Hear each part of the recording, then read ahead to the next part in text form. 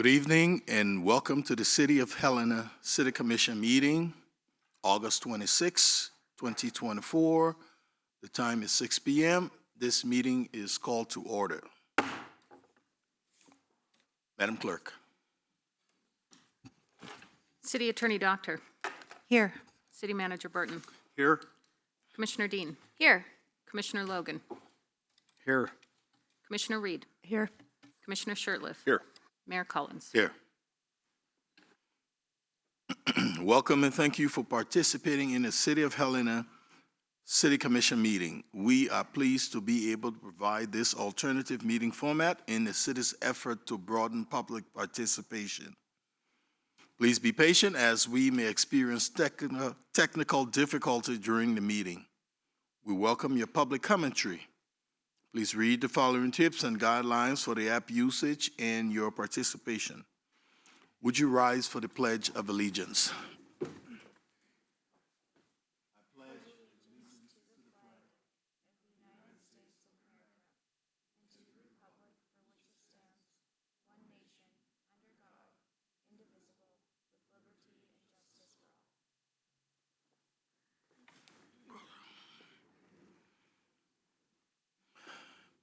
Our City Commission minutes, admin meeting 8/7/24, and commission meeting 8/12/24 were received. Commissioners, do you have any comments, questions, additions? Minutes will stand as submitted. Presentation, tax year 2024 property tax overview. Director Danielson, you have the floor. Thank you, Mayor and Commission. I think I'm going to sit down here and can you help me get this set up? Great.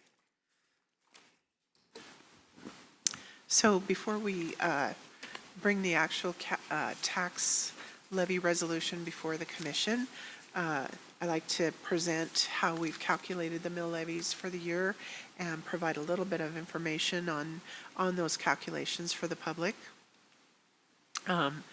The state statute indicates that we must levy our taxes the latter of the first Thursday after the first Tuesday in September, which this year that would be September 12th, or 30 days after receiving taxable values. The city received the taxable values on August 5th, making September 4th or the 30 calendar day mark. The latter of these two dates is September 12th, which is our official deadline to approve the tax levy for tax year 2024 or fiscal year 2025. Tonight is our public hearing, so we will meet the deadline to present the tax levy to the Commission for approval.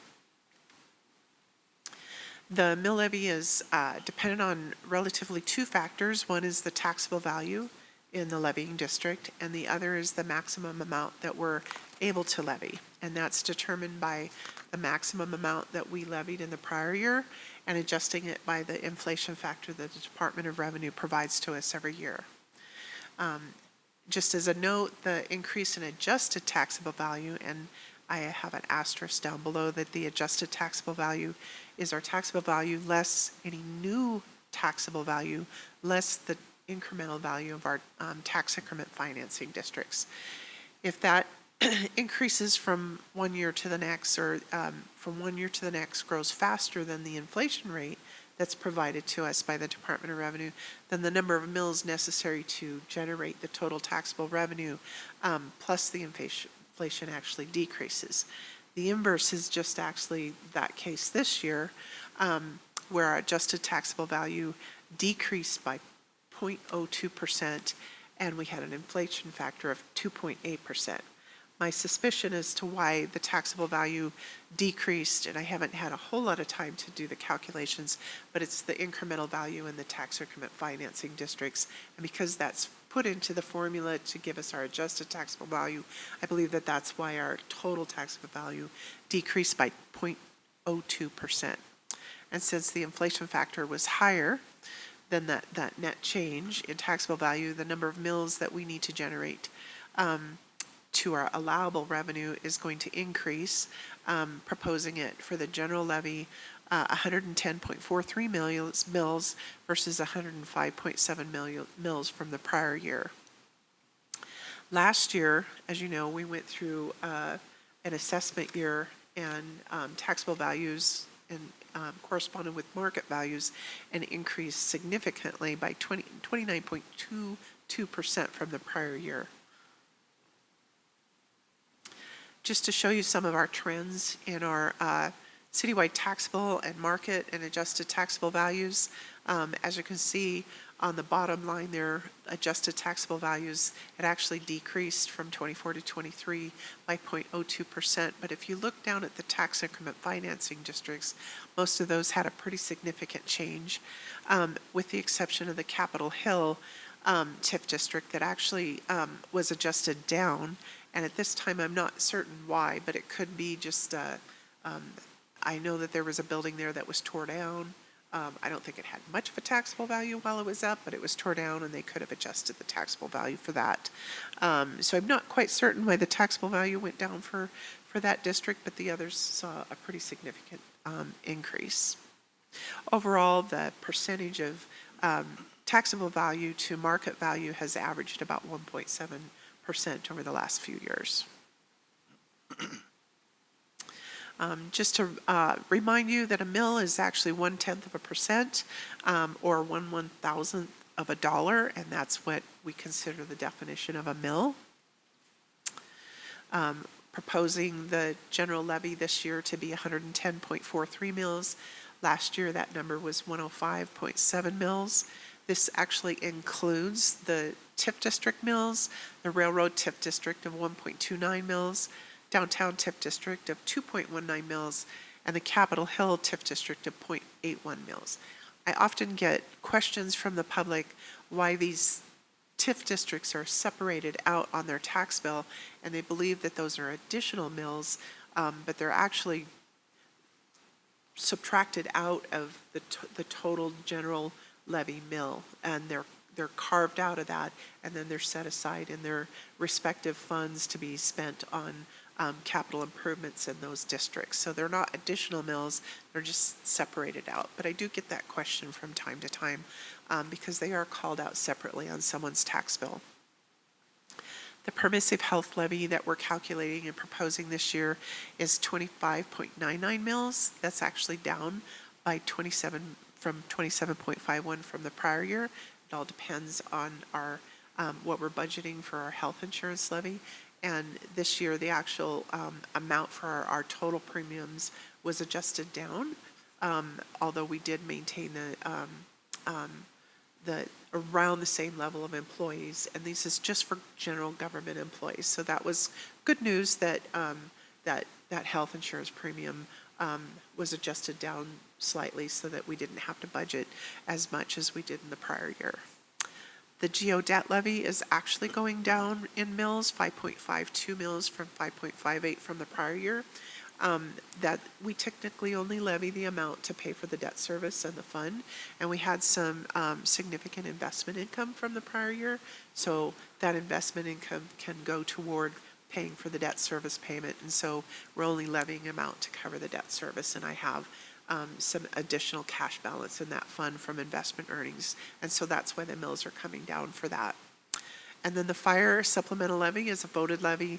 We're proposing 10.43 mills, and last year it was 9.98 mills. So the net increase from last year to this new fiscal year is 3.6 mills, for total proposed mills of 152.37 mills. Following slides, I go through just how those mills are calculated. It's taking the adjusted tax value and dividing it into the number of. Sorry, I have a cold tonight. My head's not clear, so we just take the assessed. The ad valorem tax revenue and divide it into the taxable revenue, and then that's how we calculate the 110.43 mills.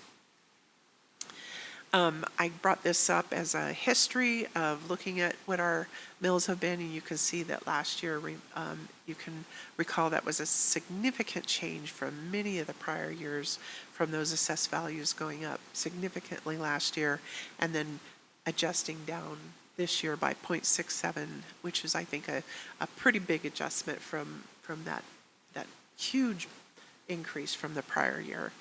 So I just called that out, that was really an anomaly last year of those assessed values going up as much as they did.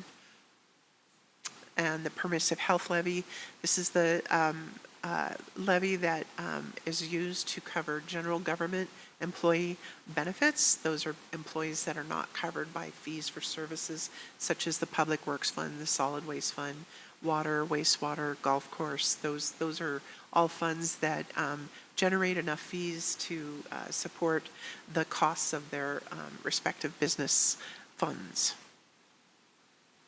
This is just the calculation provided for the permissive health levy. It's based on the incremental value of what we've budgeted for health insurance, and the base year was 2001 at $198,000. The budget for this year is $2.7 million. That incremental value is $2.5 million. Divided into the taxable value, it comes out to 25.99 mils. Again, the GO bond levy is just a voted levy just to cover the amount of the debt service. The debt service that's needed to cover our actual payment is higher than that, but that's all I need as far as the cash value to levy is 5.52 mils. And then the fire levy, which is a voted levy that has no expiration, we began collecting that in 2019, and its use is to support 6 firefighters and capital equipment for the fire department, and that's calculated at 10.43 mils. And here's the calculation. It was the prior year we levied $984,000. The inflation factor gives us $27,500. And then divided into the taxable values comes out to 10.43 mils. This schedule here was a new schedule that was implemented last year by SB 332 that shows the difference in what a homeowner would pay for their property taxes. And it's divided into 2 sections. In the top section, it's the fiscal year 2025 calculation based on the house value of $100,000, $300,000, or $600,000, and then comparing it to the prior year, which was fiscal year 2024. For a $100,000 home, the tax increase would be $4.86. For a $300,000 home value, they would pay a $14.58 more than the prior year, and for a home valued at $600,000, they would pay $28.80 more in taxes than they did in the prior year. So at this time, I'm open to questions, but we're proposing to the commission that when we bring the resolution later on in the commission agenda today, that you adopt 152.37 mils for the tax year 2024 levy. And I'm happy to answer any questions if you have any. Thank you, Director Danielson. Commissioners. Mr. Mayor, I was going to bring this up a little bit later, but I think right now, since we just went over some of this, it might be maybe a better time to introduce it. There was, in the news about a week ago, there was some concern in Gallatin County about newly taxable values coming in lower than what municipalities in Gallatin County had expected. And it was interesting when I read that article because we had a conversation a few weeks ago about how we always budget very conservatively in our preliminary budget, and we normally experience higher values that come in when we get the actuals because we do budget so conservatively. We did not necessarily experience that same type of increase that we do in previous years. And I wonder, can you maybe briefly describe what we might be looking at? We're at the very beginning, I think, of researching what this impact could be. And And I know the League of Cities and Towns is also starting to look into what this impact could be, but the fact that we have, our newly taxable value this year was 1.9 million, the same as it was in 2019, and I think we all know that development and building in Helena is far surpassed in 2024 than in 2019. We've also gone through COVID, which means all of our property values have doubled and for a lot of people. And so can you maybe paint a picture of what the issue might be and what we'll do as a municipality moving forward to try to get to the bottom of this with the Department of Revenue? Thank you, Mayor and Commissioner Dean. Yes, I was a bit surprised that our market and taxable values came in where they did, because I do budget very conservatively for the preliminary budget, and then if we, once we get our values from the state, we can adjust if they come in higher. They came in right around where I had originally projected, which was very conservatively, so that was a surprise to me. I did get a call from one of the finance directors from down in the Bozeman area and asked, for our information, because they were very concerned that their values weren't as high as what they were expecting. I have not had an opportunity to do any research on this at this point, but I do plan on communicating with the other finance directors across the state to try to understand what's going on and do some investigation on how those calculations came about and why they weren't what we were expecting. Because as you noted, I can drive around town and see development all over the city, and it just seems to me that it's from a layperson's view that our values would have been higher than they came in at. Thanks. So a couple of questions. This is one more for trivia. See if I can find it here.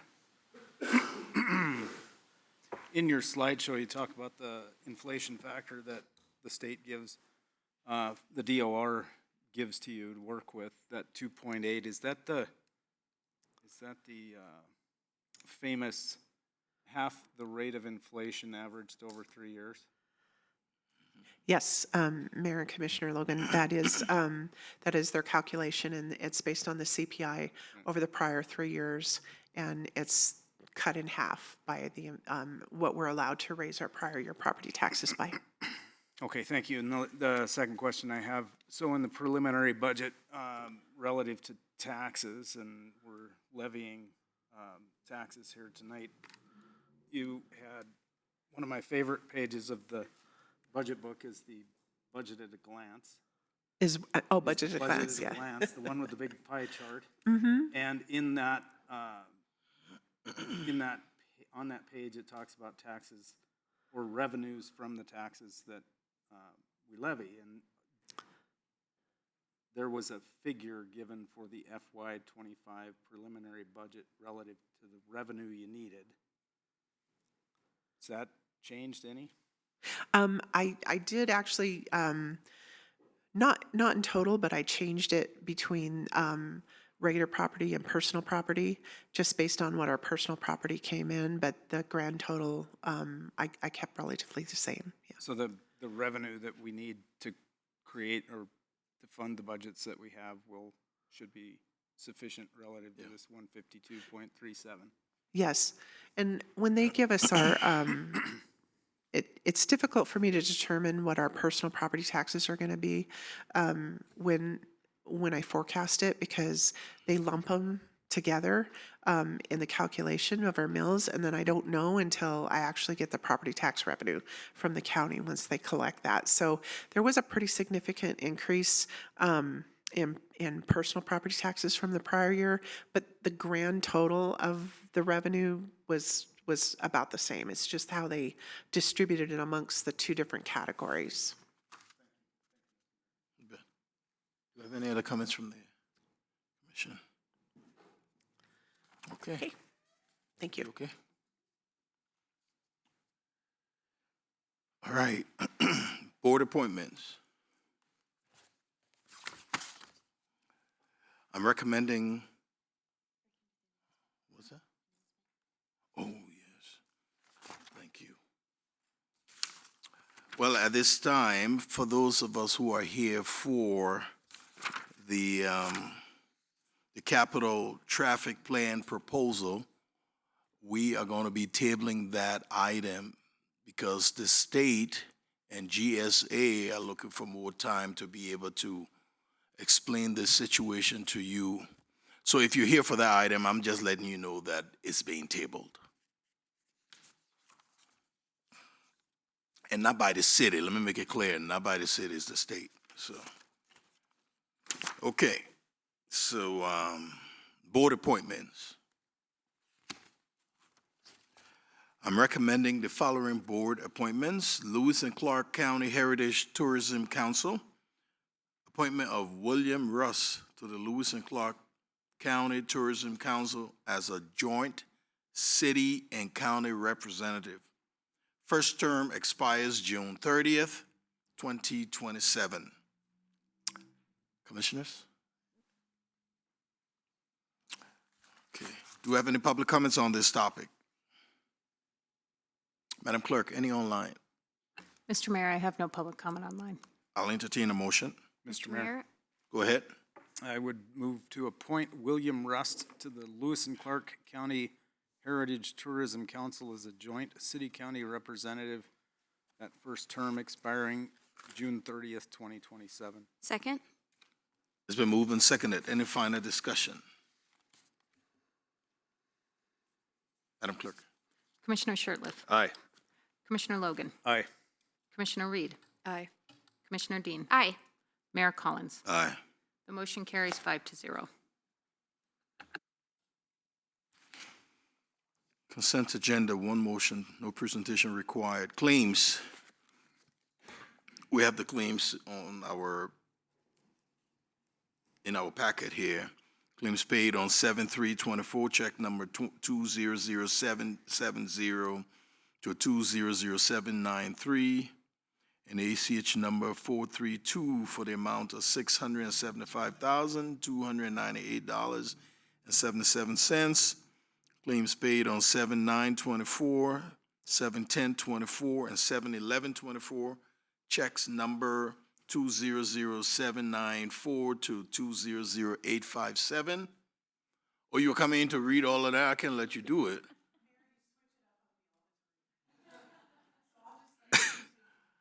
I got to keep you on your toes.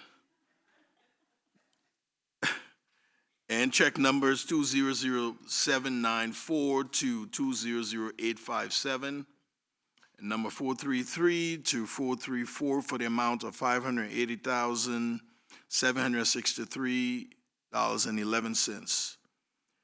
And the third one is claims paid on 7/15, 7/17, and 7/19/2024. Checks number 200858 to 200966, and numbered 435 to 437 for the amount of $778,733.18. Claim paid on 7/24, 7/25, and 7/26. Checks number 200967 through 201097. Number 438 to 440 for the amount of $625,273.55. Claim paid on 8/2/24, checks number 201098 to 201210. Number 441 for the amount of $1,214,153.86. Claims paid on 8/6/24, 8/8/24, 8/9/24. Checks number 201211 to 201310. Number 442 to 445 for the amount of $1,292,242.95 for the grand total of claims paid $5,166,465.42. Commissioners, don't bring claims back. Comments? we have any public comments on this? Any online? I'll entertain a motion. Mr. Mayor, Go ahead, Commissioner. I move to approve consent agenda item A claims. Second. It's been moved and seconded. Any final discussion? Madam Clerk? Commissioner Shertliff. Aye. Commissioner Logan. Aye. Commissioner Reed. Aye. Commissioner Dean. Aye. Mayor Collins. Aye. The motion carries 5-0. Thank you. Bid award. City Shop Boiler Replacement Bid Award. Facility Director Troy Sampson and/or Facility Manager Bridget Johnson, you have the floor. Thank you, Mr. Mayor and Commissioners. I'm here tonight to ask you to award a bid for the new boilers at the city shop. The current 45-year-old boiler is well past its useful life. The current project consists of removing the original inefficient boiler and replacing it with 3 smaller, 98% thermally efficient boilers. An RFP was posted August 3rd and 10th, with a pre-bid conference held on August 12th, in which 5 companies were present. 2 companies submitted bids that were opened on August 20th. Tri-County Mechanical and Electrical of Helena was the lowest responsive bidder, with a base bid of $247,082, a bid of $15,347 for alternate 1A, and a bid of $8.75 per gallon for alternate 1B. The total bid is within budget for this project. Staff supports and asks you to consider awarding the base bid and both alternates to replace the city shop boiler to Tri-County Mechanical and Electrical at an overall cost not to exceed $264,295. Thank you, Manager Johnston. Commissioners, any comments or questions? Do we have any public comments on this topic? Madam Clerk, any online? I'll entertain a motion. Mr. Mayor, Go ahead, Commissioner. thank you. I move to award City Shop Boiler Replacement Project CF 23009 to the lowest responsive bidder, Tri-County Mechanical and Electrical, in the amount of $247,082 plus alternates 1A and 1B. Second? Been moved and seconded. Any final discussion? Madam Clerk? Commissioner Shertliff. Aye. Commissioner Logan. Aye. Commissioner Reed. Aye. Commissioner Dean. Aye. Mayor Collins. Aye. The motion carries 5-0. Thank you. Commissioners, proposals?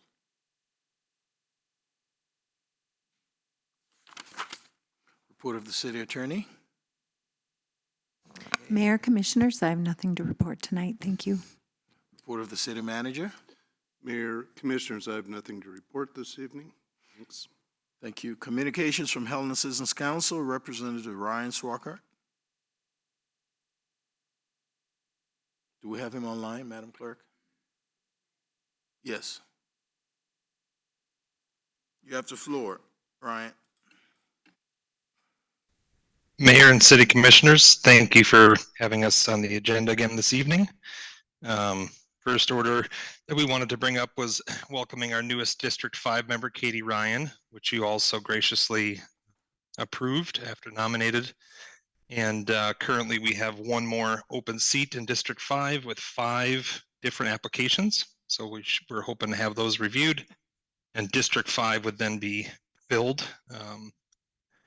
We're also, HCC would like to thank the Commission for continuing to work on the Davis Street recommendations and promoting the passenger train coming through Helena.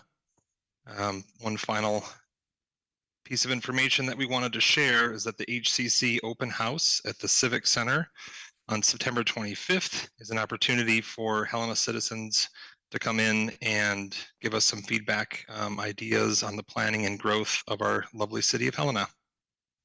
And that is all from the Helena Citizens Council, unless anybody from the Commission has any questions for me. Commissioners, any questions? Thank you, Ryan. Thank you. Okay, as stated earlier, this capital traffic plan proposal will be tabled. However, we still have to go through the formalities to table this item. So at this time, I will entertain a motion. Mr. Mayor, Go ahead, Commissioner. I move to table the capital traffic plan proposal, which includes one-way streets and angled parking along 5th, 6th, and Lockheed Avenue. I second. It's been moved and seconded. Do we have any final discussion? Mr. Mayor, just briefly, I think we are going to be moving to table this so that the state can continue to work on this plan. There was a number of lots of public comments that we received on this. I think just for the public's information, when they provide comments to general services, when the state continues to refine this plan, this is not a City of Helena plan. This is a state plan that is now coming to us. We've gotten a lot of feedback on it. I will say that we've also gotten a couple letters from legislative leadership. And I would just encourage the executive branch and the legislative branch to work together to find a solution. I'm thrilled to hear that they are all concerned about this issue, and I think that this is a great jumping off point for the legislature to consider funding a parking garage for the Capitol complex that's been needed for a long time and found in numerous studies. So this is going back to the state, but I just want to emphasize it is in the Capitol's hands to solve this issue once and for all. Thank you, Commissioner. Where are we? It's been moved and seconded, right? Okay. Mr. Mayor, if I may, there was one public comment submitted on this item, written online. Would you like to read that into the record, or have me? Was it submitted just now? It was submitted previous to you announcing the tabling. Okay, would you please? The public comment is only listed as Rebecca. I don't have a question, but I seem to be having technical difficulties. I wanted to comment on the one-way road change around the Capitol. I'm opposed to what the state leaders want to do. The Capitol is located in a residential area with limited access to Montana Avenue in a safe manner. The only way to cross, or enter Montana Avenue to go south on Montana Avenue is at 6th Street, as it is the only stop sign between Prospect Avenue and Broadway. If fender benders are the issue, angle parking isn't totally the answer. Anyone who is parked in the Husted parking lot, you know that to be true. Bad parking is bad all over the city. Why not just paint parking lines for parallel parking on both sides of the street to improve efficiency, rather than pay the $25,000 and see what happens? 6th Street has already been cut off from public use as a through street. One-way streets puts an extra burden on the local residents who live here 24/7 over the minor benefit of those working 8 to 5 Monday through Friday. Thank you. And that is all. Thank you, Madam Clerk. So, it's been moved and seconded. Would you take the roll, please? Commissioner Shertliff. Aye. Commissioner Logan. Aye. Commissioner Reed. Aye. Commissioner Dean. Aye. Mayor Collins. Aye. The motion to table carries 5-0. Thank you.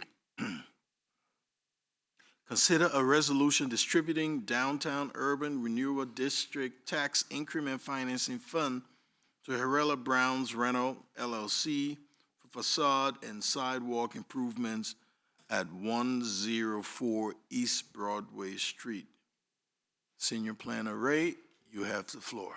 Thank you, Mayor and Commission. So as was just mentioned, tonight you're being asked to consider a downtown tax increment financing request for the historic Masonic Temple building, which is located the northeast corner of Jackson and Broadway downtown. Before I talk about the application, I just want to preface the discussion by acknowledging the fact that this is the largest TIF request that we have seen for either the downtown or railroad districts. And that is a direct reflection, I think, of what Director Danielson has just presented on with regard to the accruals we're now realizing for the TIF district. So it's amazing that we now have this tranche of funds coming in that will allow us to even better affect change in these districts. And even if this application is funded tonight at the full funding request amount, there will be over $500,000 left to assist with projects in the downtown, in addition to tax revenues that will come in starting in November. So that is exciting to be able to say that tonight. The application this evening was submitted by Susan Bierke, who is the architect hired on behalf of Helena Brown Rentals LLC. The application came in late May, and as was mentioned, is intended to address historic facade improvements and sidewalk improvements for the property located at 104 East Broadway. This structure dates all the way back to 1885, so it's probably one of our oldest in the downtown. It's quite the historic asset. And the owners are looking to invest in this project that is going to cost over $1.23 million just for these exterior improvements and the sidewalk improvements. This funding will allow them to deal with restoration of all of the many historic windows on the property, as well as reconstruct some of the entrances, and with the sidewalks, it will improve safety, but also help to daylight some of the commercial spaces, which if you've walked past it, you'll see in the basement level of the building that people work in. The application was brought to the Downtown Tax Increment Financing Advisory Board on July 11th this summer, and was unanimously recommended for full funding approval. So the total request, like I said, is for it's for $614,208, and that's 50% of the overall project costs that are eligible. Following this, though, as I understand things from the applicant, they will be undertaking some pretty extensive interior renovations as well, so there's quite a bit being invested in this property in coming years. With all of that said, the motion before you this evening is to move to approve a resolution distributing Downtown Urban Renewal District Tax Increment Financing Funds to Helena Brown Rentals, LLC for facade and sidewalk improvements at 104 East Broadway Street. And if you have any questions of me, I'm happy to answer them. Susan Bierke, the architect for the applicant, I believe is also available online, and Dave Brown from Helena Brown Rentals, LLC is also in the audience this evening. So thank you for your time. Thank you, Planner Ray. Commissioners, comments, questions? Do you have any public comments on this topic? Madam Clerk, do you have any online? Mr. Mayor, I have no public comment online. Okay, at this time, I'll entertain a motion. Mr. Mayor. Go ahead, commissioners. Thank you. Mr. Mayor, I move to approve a resolution distributing Downtown Urban Renewal District Tax Increment Financing Funds to Helena Brown Rentals, LLC for facade and sidewalk improvements at 104 East Broadway Street. Second. It's been moved and seconded. Any final discussion? Madam Clerk, would you take the roll, please? Commissioner Shertliff. Aye. Commissioner Logan. Aye. Commissioner Reed. Aye. Commissioner Dean. Aye. Mayor Collins. Aye. The motion carries 5-0. Consider a resolution for final annexation of Craftsman Village Phase 8 of the Crossroad and Mountain View Meadows. Director Brink, you have the floor. Good evening, Mayor and Commission. Mayor, if you'll allow me, I'd like to present these two items together, both the final annexation and the final plat, for the interest of time. But know that it does require two separate motions, of course. So tonight before you is consideration of a resolution for final annexation, Craftsman Village Phase 8, as well as the final plat for Craftsman Village Phase 8. Mountain View Meadows LLC has requested final plat approval and final annexation for this phase. This phase will create approximately 51 lots on approximately 7.168 acres. And in accordance with the 2019 growth policy relative to the annexation of property and preliminary plat approval, it is adjacent city limits and related, and its related infrastructure, and is within the urban standards boundary. Interim acceptance was received for this project on August 13th, 2024.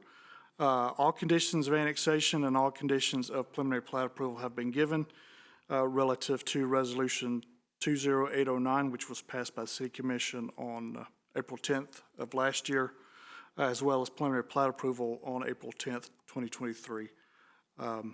This property has been pre-zoned as required by City Code to RU, and that final passage was on May 22nd, 2023 in Ordinance 3308. Staff recommends for the annexation piece, we recommend that you move to approve a resolution for final annexation of Craftsman Village Phase 8 of the Crossroads at Mountain View Meadows, described as a portion of Tract A1, A1, A1, A1, A1, A1A of the amended plat number 3386391, which is located within the south half of Section 26 and the north half of the southeast quarter of Section 35, Township 10, 10 North, Range 3 West, PMM, Lewis and Clark County, Montana, as well as other rights-of-way adjacent thereto into the city of Helena. And for the final plat recommendation, we also move to approve, or recommend that you move to approve final plat for Craftsman Village Phase 8 major subdivision, creating 51 lots and street rights-of-way from approximately 7.168 acres, and to accept the dedication to the city of the property and public improvements so designated thereon, for property that is legally described as 7.168 acre portion of tract A1, A1, A1, A1, A1, A1, A1A, as shown on the certificate of survey 3306 1065 in the records of the clerk and recorder of Lewis and Clark County, Montana. The applicant is present, Mr. Mayor, as well as the applicant's representative if you've got questions, and I'm available as well. Thank you, Director Brink. Commissioners, do we have any public comments on this topic? Madam Clerk, any online? Mr. Mayor, I have no public comment online. Okay, we will first address the item C. Charlie, for a vote. I'll entertain a motion. Mr. Mayor. Go ahead, Commissioner. Thank you. I move to approve a resolution for final annexation of Craftsman Village, Phase 8 of the crossroads at Mountain View Meadows, described as portion tract A1, A1, A1, A1, A1, A1A of the amended plat number 3386391, located within the south half of the section 26 and the north half in southeast quarter of section 35, Township 10 North, Range 3 West, PMM, Lewis and Clark County, Montana, as well as the rights-of-way adjacent thereto into the city of Helena, Montana. Second. It's been moved and seconded. Any final discussion? Madam Clerk. Commissioner Shertliff. Aye. Commissioner Logan. Aye. Commissioner Reed. Aye. Commissioner Dean. Aye. Mayor Collins. Aye. The motion carries 5-0. Okay, I'll entertain a motion for item D, Delta. Huh? Okay.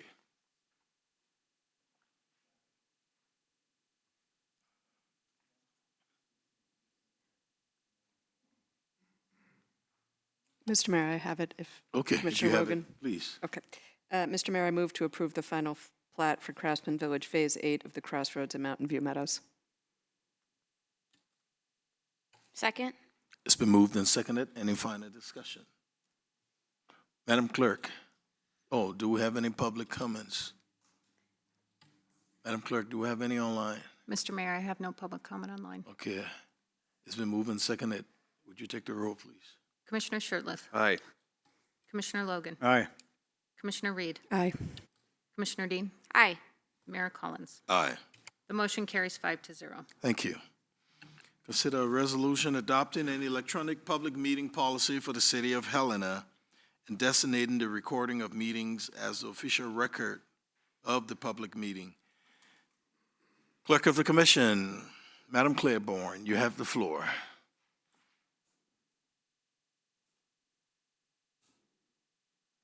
Thank you, Mr. Mayor, Commissioners. For the record, I want all of you to know that the police chief, Chief Petty, said that he was anxiously anticipating the discussion of this item tonight. You can come up now, Chief. As you well know, we've talked about this several times now at admin meetings. I would just like to highlight a couple of items that have changed in the packet materials. I won't go through the presentation you've already sat through several times, but just for the public's edification,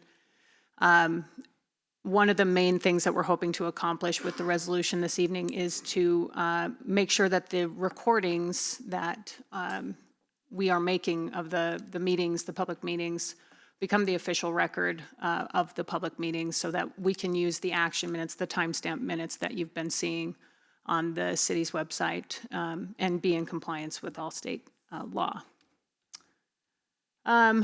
So as discussed at the last admin meeting, a couple of things to highlight. These are the resources that we used, some of the resources, I guess I should say, in order to develop the policy that's in your packet this evening, the lengthy resolution. We have spoken in the clerk's office with the MSU Local Government Center, and they have reviewed it. We've also looked at multiple Roberts Rules papers on electronic meetings, including a white paper that was used by them. Or, I'm sorry, proposed by them. At the commission admin meeting on the 7th, there was discussion amongst 4 of you to strike Section 9 and Section 13. No decisions were obviously made at that meeting, but there was a good, I thought, healthy discussion on it. As you see that the Section 9 is pertaining to a minimum number of meetings that need to be attended in person. And this is a snapshot of that portion of the resolution and what it states currently. Section 13 is pertaining to in-person attendance requirements for meetings associated with, simply staff. We came up with items that we thought were of certain import and that we felt that the commission may want to consider, as some other communities do, a requirement for in-person attendance when you're looking at things like final budget adoption, personnel matters like a reduction in personnel, quasi-judicial, that type of thing. And that's, here's a snapshot of that section as well. So one slide I did add this time, and it's just simply to, I think, illustrate more than anything. There was that discussion about the 50% requirement for the meetings attendance in person. And I was just curious what it would look like if we went back over the last several years and looked at how many meetings folks on the commission attended online. And as you can see here, even in 2022, when we were looking at COVID protocols, meaning that essentially all the admin meetings were online, meaning all of us were online for those meetings, and then the regular commission meetings were in chambers. But looking back through notes from that era, it was optional for quite some time. So not until after April, May of that year did we actually shift all of the meetings primarily into in-person meetings. You'll see that no one actually reached that 50% threshold. And since then, it has dramatically dropped off. So other than that, I don't have any additional new information unless you all have questions from me this evening. I'd be happy to field those at this time and take any comments. Thank you, Madam Clerk. Comments from the commission? Do we have any public comments on? Oh.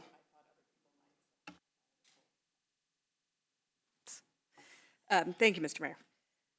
Having reviewed this and had the discussion a couple of times, the question I keep coming back to is what is the problem we're trying to solve? And I do think that the last slide indicates that we don't currently have a problem, so I'm not sure why, and I'm speaking specifically about sections 9 and 13, why we think we need to put in a sort of, I don't mean to be flip about it, but a somewhat arbitrary minimum requirement. I do have some questions about enforcement of this. It says annual meetings, but does that include special meetings? What if meetings are canceled? What if somebody has to leave early? I think I'm a bit concerned about putting something in here with no clear means of enforcement, and if we're not going to enforce it, again, I sort of am asked, why are we doing this? If we are going to do it, are we going to be publicly tracking it? Will we be posting this information? Are we going to have a rolling dashboard at the start of every meeting? I think it raises more questions for me than it provides answers. At the last meeting, I know some other commissioners talked about how they'd done research and looked at other policies, and so I started to do that, and then I decided instead of looking at policies, I would actually talk to people.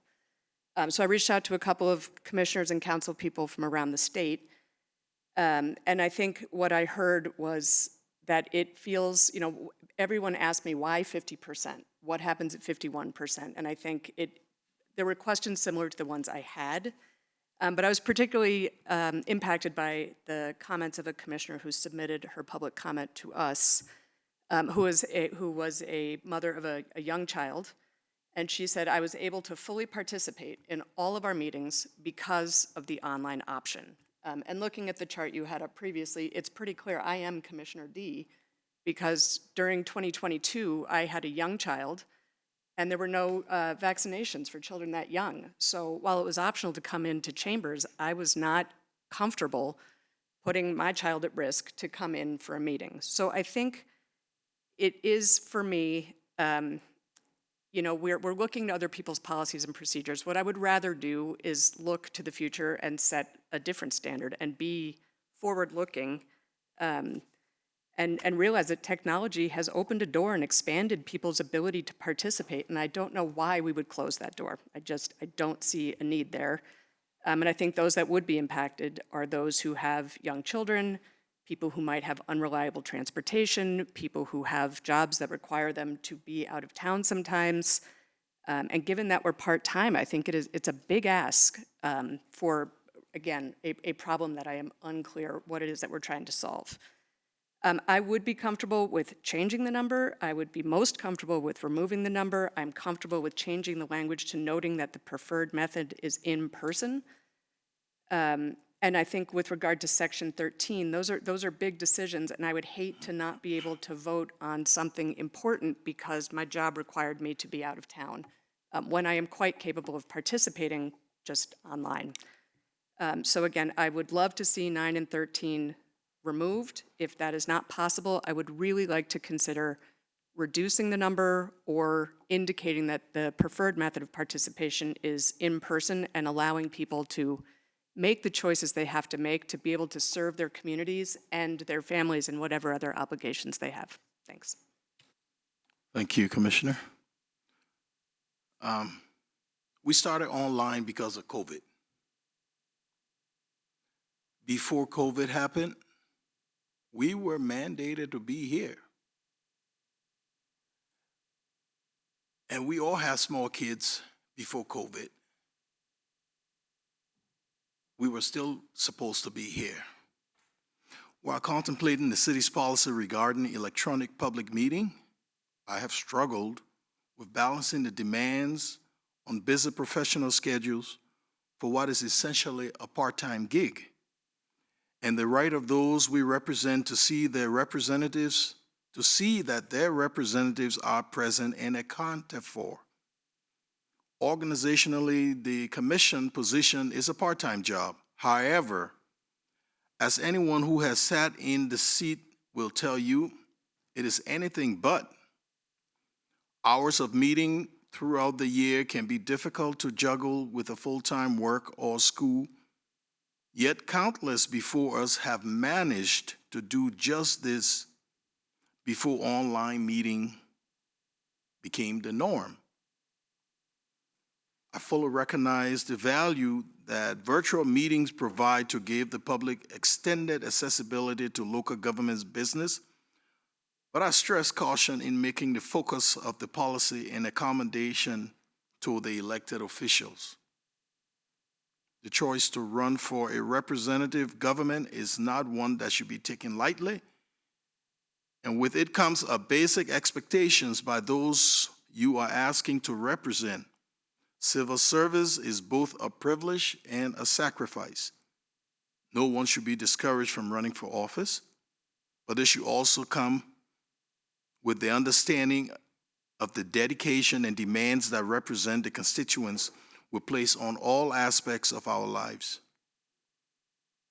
A fact that any one of my fellow commissioners know all too well. Our constituents expect us to be here. However, the option of the online meeting is there. And when you look at how many meetings we all miss, it still does not come close to what is being suggested. Being a commissioner is a job that we didn't just apply for. We asked for the community to entrust us to represent them. The scheduling demands of the job were known ahead of time, and the public meetings are announced annually. Those who seek the office should appreciate the purpose of democratic government is about the public's right to a fair representation of all community members, and that so doing means we bend to meet the needs of the greater community, not the other way around. That's the sacrifice. I would expect the members of the public who don't have a computer or are uncomfortable with online meeting should be able to sit in the commission chambers and speak directly to their representatives at least half of the time, because we ask for the privilege to represent them. So I believe we should show up. I want the city to continue to adopt the modern way of doing business, but not at the cost of the community feeling as though they are not receiving the type of representation they deserve. I support the resolution as it stands, but will consider amending the language to offer less specific in Section 9 to allow for more flexibility on the part of the chairperson to those who need to participate more frequently online due to extenuating circumstances. That's where I stand. Any other comments from the commission? Mr. Mayor. Go ahead. Thank you. I'll try to be brief here, because I think I spoke a bit about this at the several admin meetings where this came up, but I think I am supportive of the resolution. I think what we're trying to do here, and I think everyone is supportive of most of the resolution. It's just these two sections that are causing us some difficulty. And, but I think what we're doing here is setting of expectations relative to an elected representative and their in-person versus online participation. So, as I stated previously, one of the first ways I started thinking about this was going to extremes. And I asked the question, would we be comfortable with somebody participate as an elected representative, participating 100% online? And I think the majority of us at the time that answered that question were not. I think Commissioner Reed had said she would be comfortable with that, and that's a perfectly valid response to that question. But I think most of us wanted to try to draw a line somewhere. And so I think the other extreme, obviously, none of us, it didn't sound like we're comfortable with, that is in person all the time, which happens in one community in Montana. It's not mandated. They just don't really have the technology to do it. So as I stated before, I surveyed communities around Montana, much as our city clerk did. And by the way, thank you for all the work on this. I know it hasn't been easy. But what I found was 3 communities, Bozeman, Billings, Missoula, all have resolutions with what I would consider to be more stringent requirements for elected officials and relative to in-person meetings. Butte Silver Bow was the one that had an all in-person, just mainly because they didn't have the technology. Kalispell had technology for remote participation by elected officials, but they had no policy, but the clerk there said online participation was frowned upon, was the language used. And then Great Falls has a statement in their code of conduct which pretty much mirrored what Commissioner Reed mentioned. She said the commission's preference is that members attend in person and electronic participation be infrequent.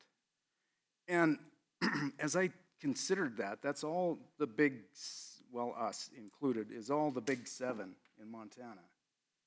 And I almost think that that bent exists, or that tendency exists because of our Constitution, which in the Constitution has declaration of rights relative to essentially open meetings, but these are afforded to our citizenry, of citizen participation in the operation of the agencies prior to any final decision, and that they shall not be deprived of the right to examine or to observe the deliberations of all public bodies or agencies of state government and its subdivisions. And I think those while they don't explicitly say it, we're talking about the responsibility of the elected representative to be present and sometimes face the music, which is not always an easy thing. So I think it's clearly valued within the state of Montana by municipalities and governments. And then I'd like to end on actually the effectiveness of the medium, which I am troubled by. I mean, it's good, it's okay, it's good, but there's nothing like in-person deliberation where, you know, you can look commissioners in the eye, so much of communication is nonverbal, the body language and so forth. But I governed for, what did we decide, a little over 2 years online. Commissioner Dean and I, for sure. And I didn't feel like it was effective, and as effective as in person.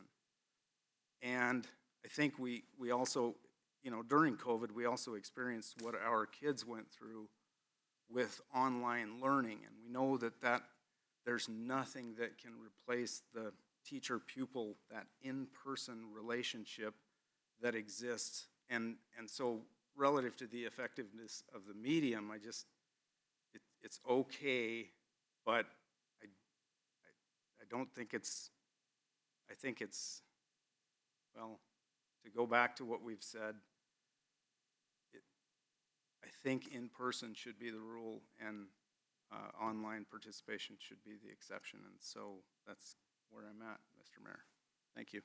Thank you, Commissioner. And just to add one last statement, to the media, how will you contact us if we were online? I mean, like after meetings, some of you come to us and say, hey, can I ask you a question about this and that? But that wouldn't be possible if if we were doing it online. You won't be able to contact us immediately to find out whether we can do that online, would you? No, that's correct. So that's another thing, but anyway, enough of my grandstanding. So any other comments? Do we have any public comments on this matter?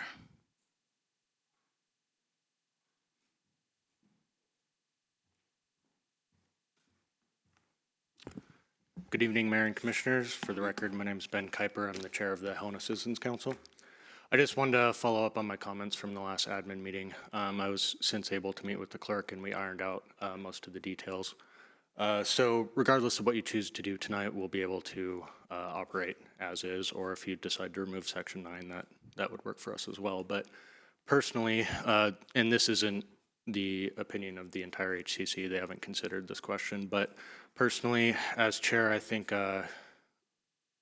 on the HCC side of things, I don't think Section 9 is necessary. So I would recommend that in terms of at least considering the HCC's role in this, that you remove it, because an HCC representative, in my opinion, isn't hampered in their role by participating over 50% online.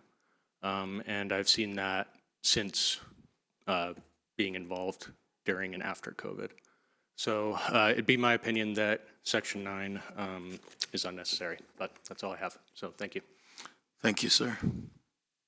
Do we have any other public comments on this matter? Any online, madam? Mr. Mayor, I do have one hand raised. Mary Harlow. Would you please put him through? You have the floor, Mary. Mayor Collins, members of the commission, I speak to you today as a resident of the city of Helena. I'm very concerned about electronic meetings. It seems to be a way that we're going with our government, removing the people that are governing us from the people. I hardly agree with what you had to say, Mayor Collins, about the role of elected officials. I think it's very important for them to be there and be present at meetings. As a citizen, as a voter, I like to be able to see my elected representatives. I like to see their body language. I want to hear in person what they have to say. I think if you're going to write this into resolution, that you have to be very clear under what circumstances a commissioner would be allowed to miss a meeting and to come in on a Zoom meeting. I don't think that it's something that should be loosely attended to.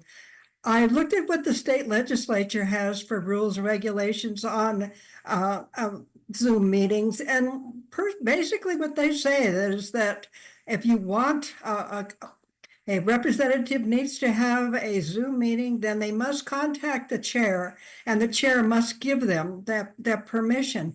And it wasn't taken lightly, that it has to be some good reason for this. And so I do understand that that does happen. Life comes in on all of us, and we have to excuse ourselves from things we want to do. But I think it's very, very important to make sure that the citizen has the right to see their representatives and to hear in person what they are voting for and why they are voting for it. So I heartily recommend that we be very careful with this resolution and be sure to cover all the T's, cross all the T's and all the I's, and make sure that it's not loose, that people are required to have a good reason for not attending a meeting in person. Thank you very much. Thank you, ma'am. Do we have any others? Madam Clerk? Mr. Mayor, I have no other public comment online. Okay.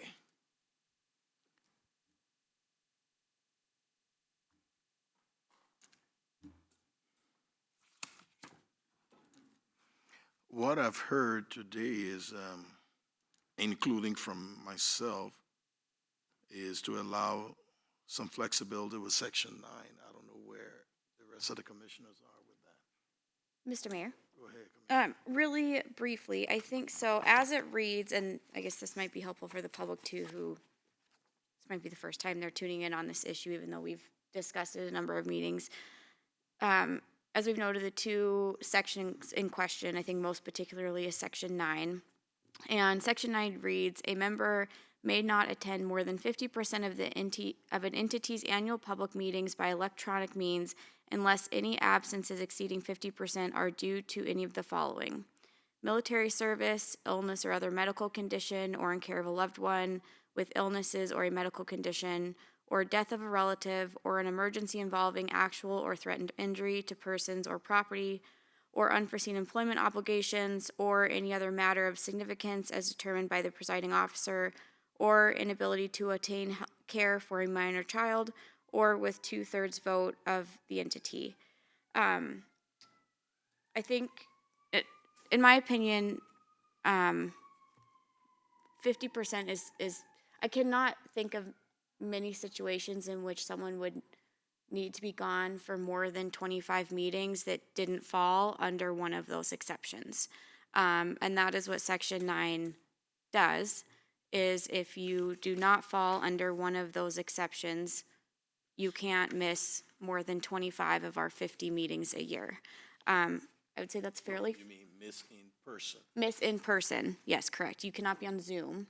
Miss in person. You cannot be on Zoom for 25 of our 50 meetings, any more than that. I will say, I think that, we move in terms of Section 13, we frequently move items to different dates because someone may or may not be here, or may not be on Zoom, technical issues, the rest. I mean, a good example is the budget was moved up because the city manager was going to be gone and I was going to be gone on September 9th. And so I think, in the last 4.5 years, I can't recall one circumstance in which we didn't move an item when a commissioner requested it. And I think that we do get a lot better deliberation when we are all, especially on major issues, when we are in person and able to talk about some of these issues together. And so in my opinion, I think that Section 9 is more than flexible, and I think it sets a pretty lenient expectation for the commission. As I mentioned in previous meetings, I think as public servants, we truly have an obligation to be available and accessible to the public while also complying with the Montana Constitution, to be publicly and thoughtfully deliberate when we discuss the issues. And so I think, as it stands, I think this resolution is more than flexible in meeting all of the exceptions that might arise. Thank you, Commissioner. Yes, please. Thank you, Mr. Mayor. I appreciate that sentiment. Again, I am concerned with the wording of Section 9 that right now, if a commissioner is a new mother, are we calling that a medical condition? Are we calling it inability to care for a minor child? And it might take more than 25 meetings with a newborn, unless we're comfortable with a mother bringing an infant to meetings. And I think I'm slightly concerned about that piece. And I appreciate other people have young children and have been through it, but I'm a little concerned about that one. And I'm a little concerned about people who may not have reliable transportation. We don't have public transportation here, so I feel like there may be some circumstances that are not covered by these exceptions, and I understand that it is, we could put it under other matters of significance as determined by the presiding officer, but that does put a person in a position of wondering if it's going to be okay if they're going to be home with their newborn. And I'm not sure I'd like to put that, so either I would recommend changing the language or adding something in or reducing it to 25%, but I had an interesting conversation with somebody who was at our last administrative meeting regarding ADA issues, and he also raised to me that there are some people who may not want to disclose their disability. That may not be something they're comfortable sharing. And so while we may have an ADA exception for someone, there may be people who could qualify but may not feel comfortable sharing it. So I think the very prescriptive nature of Section 9 does leave some areas of vulnerability to people who may be prepared to serve and ready to make the commitment, but have obstacles to physically being in this room for, let's call it 51% of the time. So my recommendation, I would like to add something in about the preferred method of attendance is in person.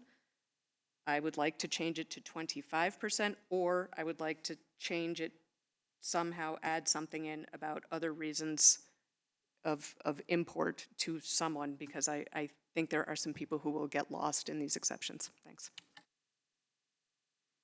Mr. Mayor, I'm open to adding or other items of significance or import, but whatever the phrasing is, I think that's fine. I think that, Technically, it's already in there.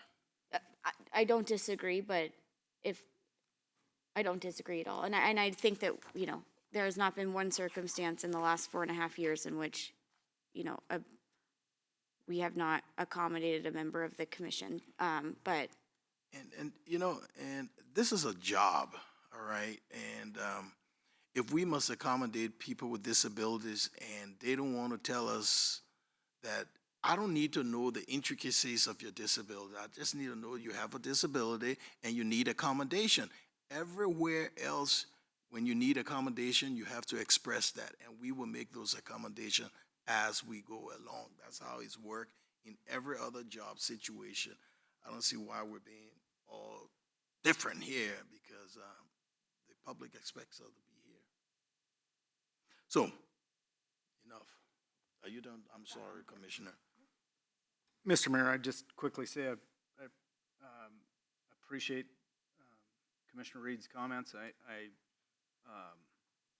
think there's enough flexibility built into the language, and Commissioner Dean, I appreciate you reading those for the public. So I'm comfortable making a recommendation for a motion.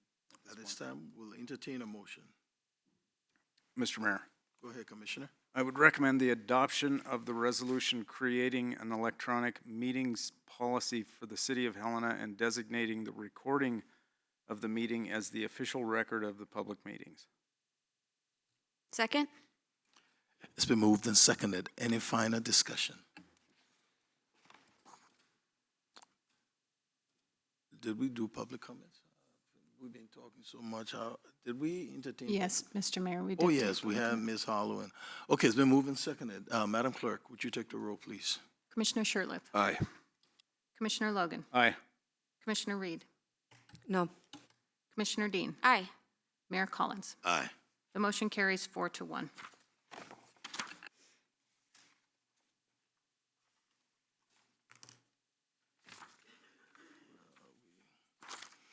Public hearings. Consider a resolution specifying the assessment options for the Street Maintenance and Improvement District Number 1 for fiscal year 2025 and levying an assessment on all properties within the district. Director Danielson, you have the floor. Thank you, Mayor and Commission. With your permission, I'll just give a brief overview of items A through K. Each of these city assessments were brought before the commission. I gave a presentation in an administrative meeting as to how they're calculated and the purpose of each of the assessments. Of the various assessments before you tonight, the only assessment that is being recommended to increase is the assessment for residential solid waste improvement, an increase of $24 per year per account. The other one being the special street lighting district assessments are calculated each year and vary amongst the various districts. There are 53 lighting districts within the city. We calculate the cash balance at the end of the fiscal year. We review the electric costs for those districts and the maintenance, and then we calculated an assessment for each of the districts that are separate and listed on the resolution as to what those rates are. The other assessments include the sidewalks and those that are voluntary participation in our various loan programs. And I'm happy to answer any questions that you might have for any of these assessments, but this is just the final resolution to adopt them in a public hearing. Thank you, Director. Comments or questions from the commission? Go ahead, Commissioner. Mr. Mayor, just briefly, we talked about this last meeting, but I think there's a handful of people who are listening in today. Can you talk about what has precipitated the increase in solid waste? Thank you, Mayor and Commissioner Dean.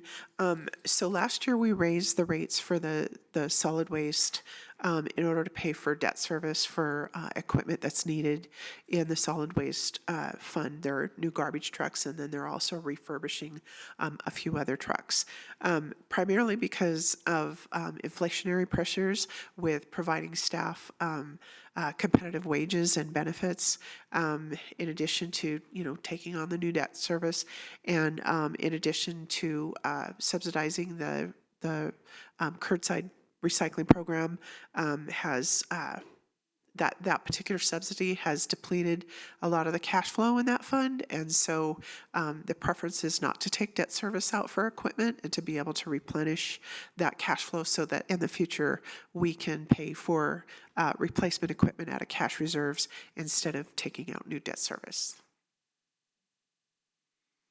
Do you have any other comments on this from the commission? Do you have any public comments on this topic? Madam Clerk, do we have any online? Mr. Mayor, I have no public comment online. I'll entertain a motion. Okay, Mr. Mayor, I will start with the street maintenance. I will move to approve a resolution specifying the assessment option for the Street Maintenance and Improvement District Number 1 for fiscal year 2025 and levying an assessment on all properties within the district. Come on. Second. It's been moved and seconded. Any final discussion? Madam Clerk. Commissioner Shertliff, Aye. Commissioner Logan, Aye. Commissioner Reed, Aye. Commissioner Dean, Aye. Mayor Collins. Aye. The motion carries 5-0. Consider a resolution specifying the assessment option for the Open Space Maintenance District Number 1 for fiscal year 25, levying an assessment on all properties within the district. Commissioners? After you. Mr. Mayor, I will move to approve a resolution. No, I mean, do you have any comments? Oh, no. Any comments from the commission? Do we have any public comments on this topic? Do we have any online, Madam Clerk? Mr. Mayor, I have no public comment online. I'll entertain a motion. Mr. Mayor, I will move to approve a resolution specifying the assessment option for the Open Space Maintenance District Number 1 for fiscal year 2025 and levying an assessment on all properties within the district. Second. It's been moved and seconded. Any final discussion? Madam Clerk? Commissioner Shertliff, Aye. Commissioner Logan, Aye. Commissioner Reed, Aye. Commissioner Dean, Aye. Mayor Collins. Aye. The motion carries 5-0. Consider a resolution specifying the assessment option for the Special Urban Forestry Management District for fiscal year 2025 and levying an assessment on all properties within the district. Comments from the commission? Do you have any public comments on this topic? Madam Clerk, any online? I have no, Mr. Mayor, I have no public comment on I'll that. entertain a motion. Mr. Mayor. Go ahead, Commissioner. Thank you. I move to approve a resolution specifying the assessment option for the Special Urban Forest Management District for fiscal year 2025 and levying an assessment on all properties within the district. Second? It's been moved and seconded. Any final discussion? Any public comments on this topic? Madam Clerk, would you take the roll? Right, we do have. Mr. Mayor, I do actually have a hand raised online for this. Oh, okay. Ryan Schwackert. Ryan, you have the floor. Thank you, Mayor and Commissioners. Just reading through that resolution, could you describe just briefly what the Special Urban Forest Management District is and what those boundaries are? Go ahead, Sheila. Thank you, Mayor and Commission. The Special Urban Forestry Management District is a district that encompasses all of the city limits as of now. This district was recreated last year to encompass and to incorporate all of the city limits within the district. It's used to manage the urban forestry within the city limits, both in public rights-of-way and parks, to manage the forestry and trees and the health and planting of the trees within the city. Okay. Thank you. It was moved and seconded. Madam Clerk? Commissioner Shertliff, Aye. Commissioner Logan, Aye. Commissioner Reed, Aye. Commissioner Dean, Aye. Mayor Collins. Aye. The motion carries 5-0. Consider a resolution specifying the assessment of options for the landfill monitoring and maintenance district for fiscal year 2025 and levying an assessment on all properties within the district. Commissioners, comments, questions? Do we have any public comments on this? Madam Clerk, any online? Mr. Mayor, I have no public comment online. I'll entertain a motion. Mr. Mayor. Go ahead, I Commissioner. move to approve a resolution specifying the assessment option for the landfill monitoring and maintenance district for fiscal year 2025 and levying an assessment on all properties within the district. Second? Been moved and seconded. Any final discussion? Madam Clerk? Commissioner Shertliff, Aye. Commissioner Logan, Aye. Commissioner Reed, Aye. Commissioner Dean, Aye. Mayor Collins. Aye. The motion carries 5-0. Consider a resolution specifying the assessment option for the collection and disposal of residential garbage and refuse for fiscal year 2025 and levying an assessment on all properties receiving residential solid waste collection. Commissioners, any comments or questions? Do we have any public comments on this topic? Madam Clerk, any online? Mr. Mayor, I have no public comment online. I'll entertain a motion. Mr. Mayor, Go ahead. I would move to approve a resolution specifying the assessment option for the collection and disposal of residential garbage and refuse for fiscal year 2025 and levying an assessment on all properties receiving residential solid waste collection. Second. It's been moved and seconded. Any final discussion? Madam Clerk? Commissioner Shertliff, Aye. Commissioner Logan, Aye. Commissioner Reed, Aye. Commissioner Dean, Aye. Mayor Collins. Aye. The motion carries 5-0. Consider a resolution specifying the assessment option for the storm water utility service area for fiscal year 2025 and levying an assessment on properties within the service. Commissioners, any comments or questions? Do we have any public comments on this topic? Do we have any online, Madam Clerk? Mr. Mayor, I have no public comment online. I'll entertain a motion. Mr. Mayor, I will move to approve a resolution specifying the assessment option for the stormwater utility service area for fiscal year 2025 and levying an assessment on all properties within the service. Second. It's been moved and seconded. Any final discussion?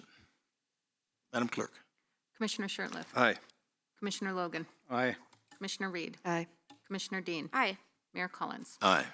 The motion carries 5-0. Consider a resolution levying an assessment on properties to recover the cost of removal of snow and ice from sidewalks on the adjacent public rights of way for tax year 2024. Commissioners, any comments or questions? Do we have any public comments on this topic? Any online, Madam Clerk? Mr. Mayor, I have no public comment online. I'll entertain a motion. Mr. Mayor, Go ahead, Commissioner.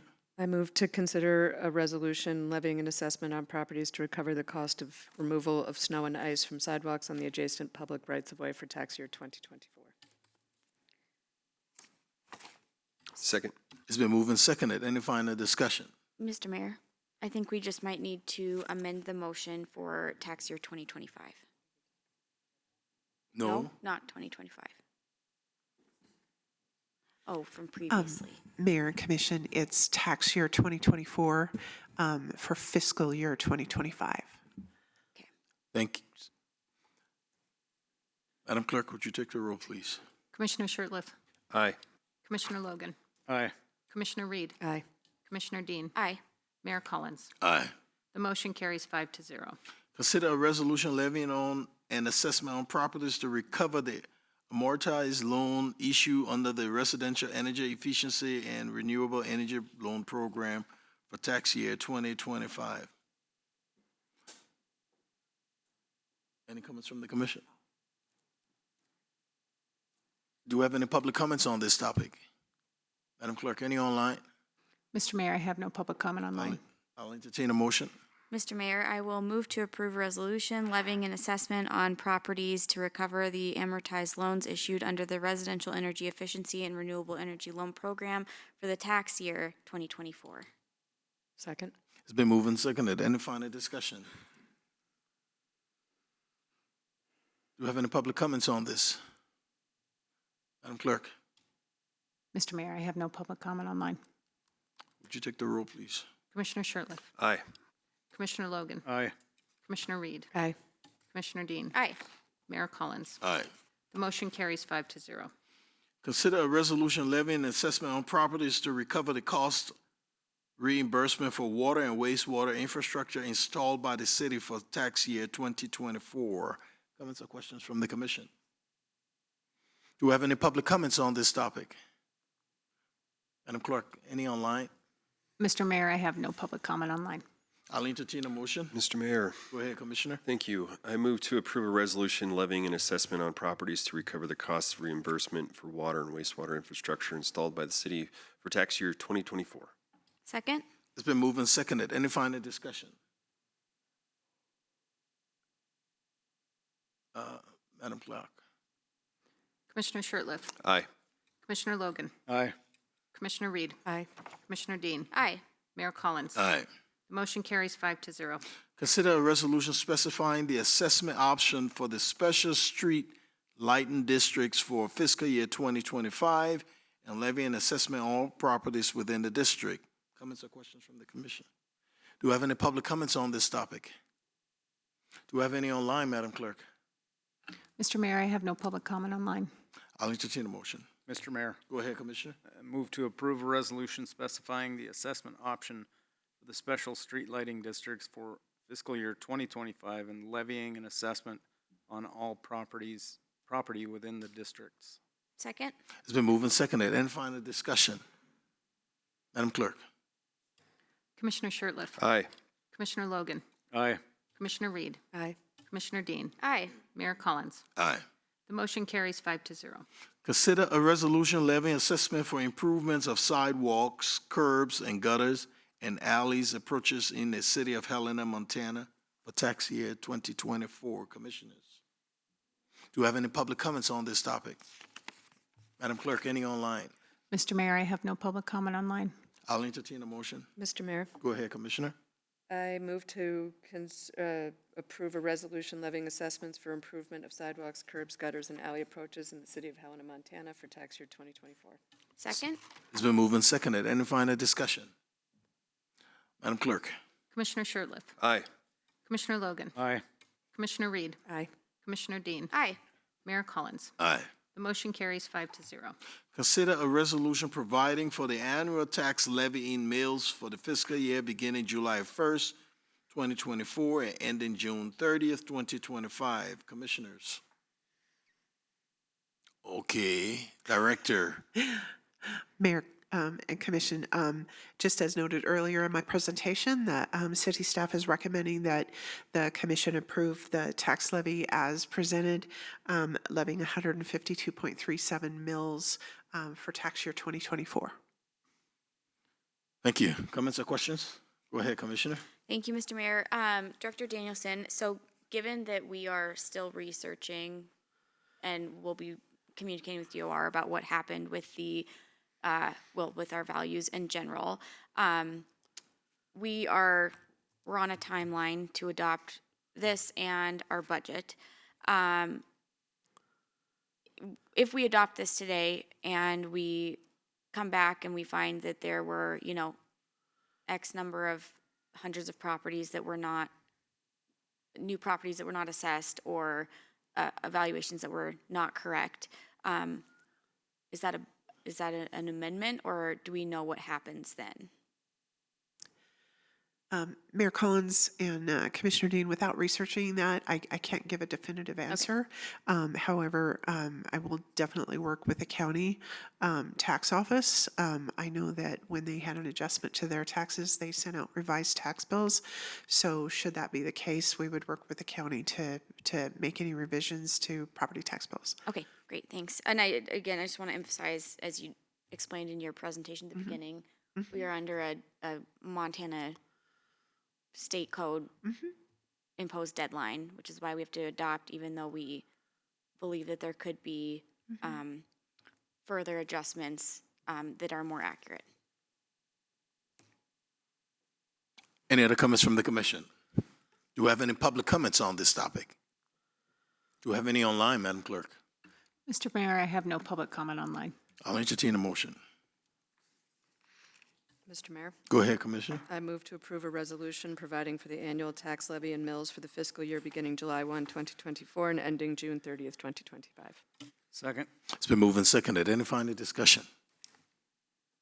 Madam Clerk? Commissioner Shertliff, Aye. Commissioner Logan, Commissioner Reed, Aye. Commissioner Dean, Aye. Mayor Collins. Aye. The motion carries 5-0.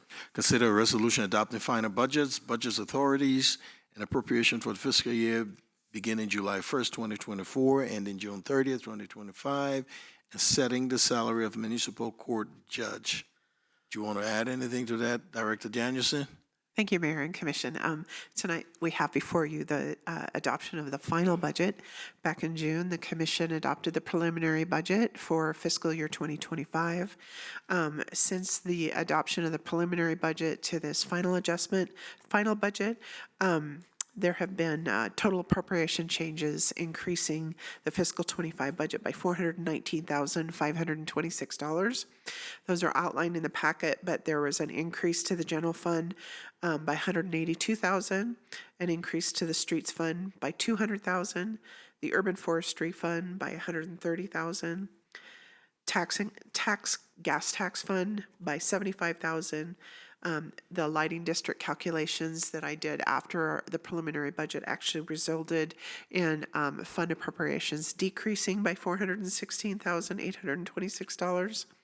The general capital fund increasing by $3,300.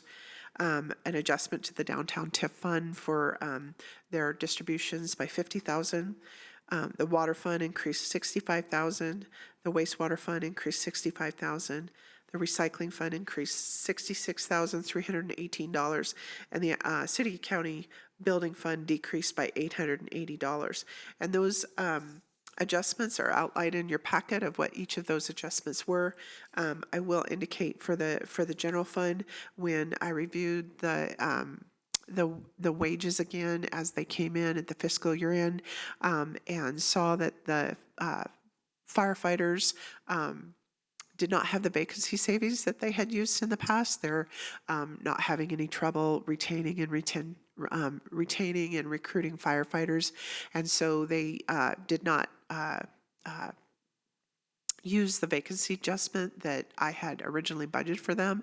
I had also budgeted for a vacancy adjustment them in fiscal 25 and felt it prudent to take that vacancy adjustment out, which resulted in a increase in appropriations by $110,000 in the general fund.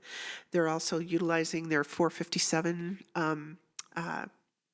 match from the city at a higher rate, so I adjusted their usage in that by $4,400, and then there were a few other adjustments to the general fund, increasing the total general fund appropriations, excuse me, by $182,000.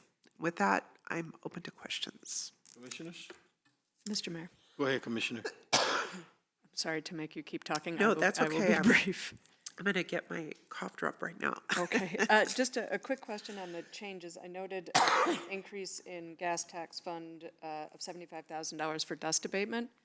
Is that the dust abatement on Davis Street that already occurred, or is that planned future dust abatement? I think that is of interest to the public, so if we could get a little more on that, I would appreciate it. Thank you. Go ahead, Manager Burke. Mayor, Commissioner Reed, we are designing a broader program than just Davis Street, and we will report back to the commission. Thank you. I appreciate that, and that's great to see. And then just a quick other question. I was not able to find it in the packet, but there had been a discussion some time ago about the possibility of some funding for recommendations made by the newly formed parking board. And I know that there were some challenges in identifying possible funding. Do we have any funding in this budget for a recommendation that may be made by the parking board? Thank you.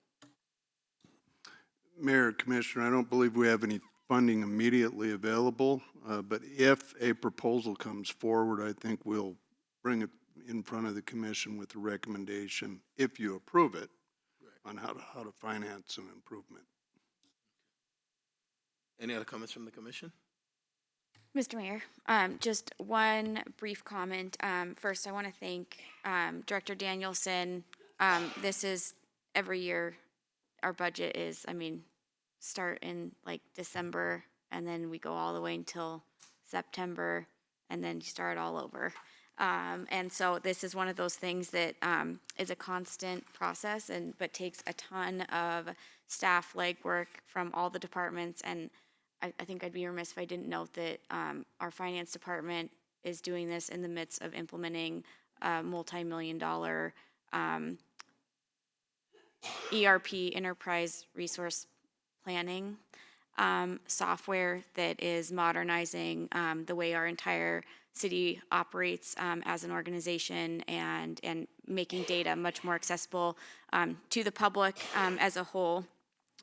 I do just want to really briefly note, in previous budget discussions, we've talked a lot about a cost of living adjustment for our staff. As a commission, and in this budget, we agreed to a 3.5% cost of living adjustment. The state is providing a 4% increase to for state employees. I was really hoping that we could get to 4% so that we could remain competitive with the state. I think that we've made a lot of really excellent progress in getting our staff closer to market. As we've heard in previous staff meetings, we're not quite there yet, but we have gained significant ground in just 2 years after losing ground for like 7 years. I also just want to note that I mentioned this at the beginning. I was hoping to bring an amendment that would bump us up from 3.5% to 4% cost of living adjustment after our values came in from the Department of Revenue. I don't necessarily think it would be prudent right now to make that amendment, because it would cost about $110,000 and would have to come from our cash reserves. Given that we try to not use cash reserves for ongoing costs and instead for one-time only costs for lots of good policy reasons. I'm going to hold off on that amendment today. I really will look forward to the conversation when we actually have estimates or revised values from the Department of Revenue that fully realize the development that our departments are experiencing on a daily basis, that you can drive around town and see on a daily basis that don't necessarily are not necessarily reflected in those amounts that we receive from the Department of Revenue as of now. But as we mentioned, we're on a time crunch. We're obligated by state law to adopt this budget, and so we can always return to this. I really had hoped to make that amendment, but I just don't think it's prudent at this time since we would have to rely on cash reserves. So with that, Mr. Mayor, I think that's it. I hope the public does get a chance to look at this budget because there are a lot of really great infrastructure investments that we're making in this budget. And so like you'll see a lot of improvements in terms of streets and water and wastewater improvement that is on a daily basis thing, but super important to the way the city operates. You've been seeing things all day. Any other comments from the commission? Do we have any public comments on this topic? Madam Clerk, any online? Mr. Mayor, I have no public comments online. Okay, at this time, I'll entertain a motion. Mr. Mayor, Go ahead, Commissioner. would move to approve a resolution adopting final budgets, budget authorities, and appropriations for the fiscal year beginning July 1, 2024, and ending June 30th, 2025, and setting the salary for municipal court judge. Second. It's been moved and seconded. Do we have any final discussion? Madam Clerk. Commissioner Shertliff, Aye. Commissioner Logan, Aye. Commissioner Reed, Aye. Commissioner Dean, Aye. Mayor Collins. Aye. The motion carries 5-0. Thank you. At this time, is there anyone from the public wishes to address the commission? Madam Clerk, do we have any online? Mr. Mayor, I have no public comment online. Commissioners, any final comments? Okay, without further ado, this meeting is adjourned.